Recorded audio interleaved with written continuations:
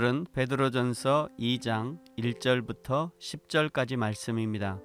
제목은 거룩한 제사장이 되어라. 그러므로 모든 악독과 모든 기만과 외식과 시기와 모든 비방하는 말을 버리고 갓난 아기들 같이 순전하고 신령한 젖을 사모하라. 이는 그로 말미암아 너희로 구원에 이르도록 자라게 하려 함이라. 너희가 주의 인자하심을 맛보았으면 그리하라. 사람에게는 버림바가 되었으나 하나님께는 택하심을 입은 보배로운 산 돌이신 예수께 나아가 너희도 산 돌같이 신령한 집으로 세워지고 예수 그리스도로 말미암아 하나님이 기쁘게 받으실 신령한 제사를 드릴 거룩한 제사장이 될지니라.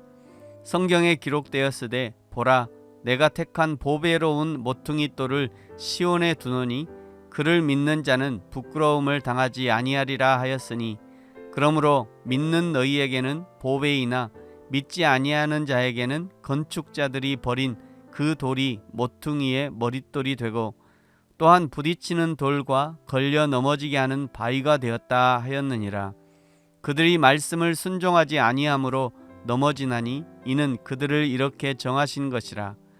그러나 너희는 택하신 족속이요 왕같은 제사장들이요 거룩한 나라요 그의 소유가 된 백성이니 이는 너희를 어두운 데서 불러내어 그의 기이한 빛에 들어가게 하신 이의 아름다운 덕을 선포하게 하려 하심이라. 너희가 전에는 백성이 아니더니 이제는 하나님의 백성이요 전에는 긍휼을 얻지 못하였더니 이제는 긍휼을 얻은 자니라. 아멘. 예수 그리스도 안에서 거듭난 성도들, 부활의 산 소망을 가지고 살아가는 성도들에게 진리의 말씀에 순종할 것과 그리고 거룩함을 지키며 살아갈 것을 권면한 사도 베드로는 이제 오늘 2장을 통해 계속해서 성장해 가야 할 것을 말씀합니다. 2장 1절에 그러므로 라고 시작하고 있죠. 1장 23절부터 세상 모든 것은 시들고 사라지지만 그러나 25절 우리 하나님의 말씀은 세세토록 있는 영원한 말씀이기 때문에 그러므로 이런 의미입니다. 그러므로 모든 악독, 기만, 외식, 시기, 비방의 말을 버리라고 하시죠. 그리고 2절에 갓난 아기들 같이 순전하고 신령한 젖을 사모하라 말씀합니다. 갓난 아이는 오직 어머니의 젖을 먹습니다. 도무지 어머니의 젖이 없다면 젖동량도 하고 분유도 먹겠지만, 그러나 어머니의 젖이 있다면 그 젖이 묵든지 지나든지 어머니가 피곤하고 지쳐도 어머니의 젖만한 것이 없는 것입니다. 밤낮으로 젖을 먹어야 합니다. 시도 때도 없이 먹어야 합니다. 그래야 갓난아이가 건강하게 살 수 있는 것이죠.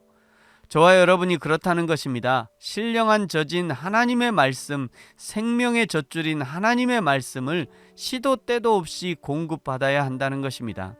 창세기 1장 1절부터 요한계시록 22장 21절까지 한 구절도 빠짐없이 공급받아 먹어야 합니다. 그것이 구원에 이르도록 자라는 건강한 성도의 모습입니다. 3절을 보십시오. 너희가 주의 인자하심을 맛보았으면 더욱 그리하라 말씀하시죠. 그러나 4절에 사람들은 예수 그리스도를 버립니다. 왜 사람들이 예수 그리스도를 버립니까? 예수님이 자기 입맛에 안 맞고 예수님이 자기 취향이 아니라는 것이죠. 그러나 사람들이 버린 그 예수 그리스도가 거룩한 산 돌이라고 말씀합니다. 4절에 사람에게는 버림바가 되었으나 하나님께는 택하심을 입은 보배로운 산 돌이신 예수께 나아가. 왜 예수님을 산 돌이라고 말씀하시는가?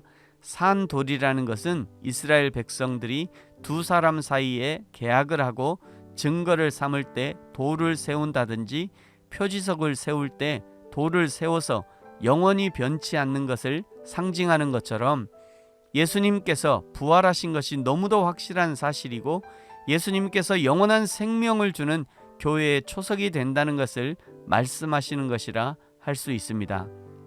예수께서 비록 사람에게는 버림받았을지라도 메시아로서 예수 그리스도를 믿는 모든 자의 구원의 반석이 되신다는 것을 강력하게 말씀하시는 것입니다.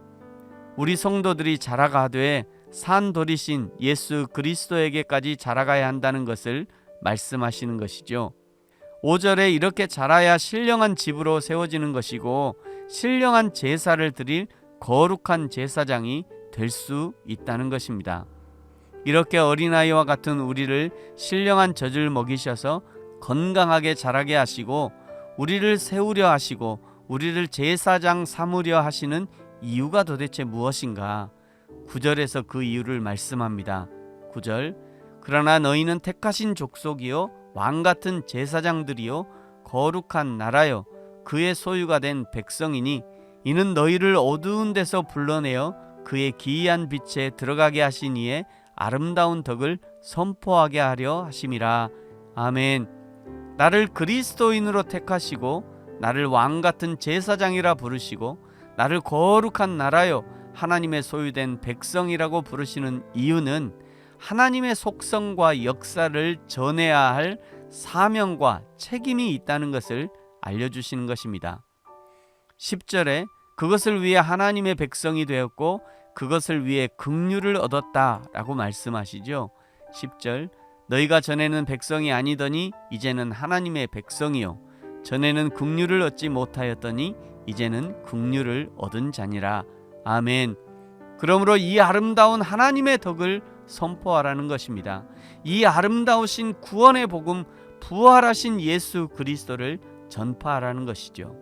사랑하는 성도 여러분, 하나님께서 아무런 자격 없는 저와 여러분을 전적인 은혜로 택하시고 왕같은 제사장을 삼으시고 거룩한 나라에 소유된 백성으로 불러주셨습니다. 이것이 사실이라는 것을 산돌이신 예수 그리스도의 부활로 증명해 주셨습니다.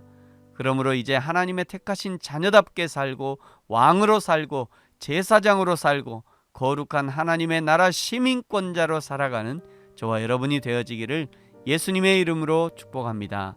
아멘. 기도하겠습니다. 하나님 아버지 감사합니다. 우리를 택하신 족속, 왕같은 제사장, 거룩한 나라, 소유된 백성으로 택하여 주셔서 감사합니다. 이제 하나님 나라의 백성으로 당당하게 살게 하시고 왕같은 거룩한 자존심으로 살게 하시고 사망의 음침한 골짜기에 다닐지라도 여호와 하나님이 나와 함께 하심을 날마다 자각하며 살게 하여 주옵소서. 감사합니다. 예수님의 이름으로 기도합니다. 아멘.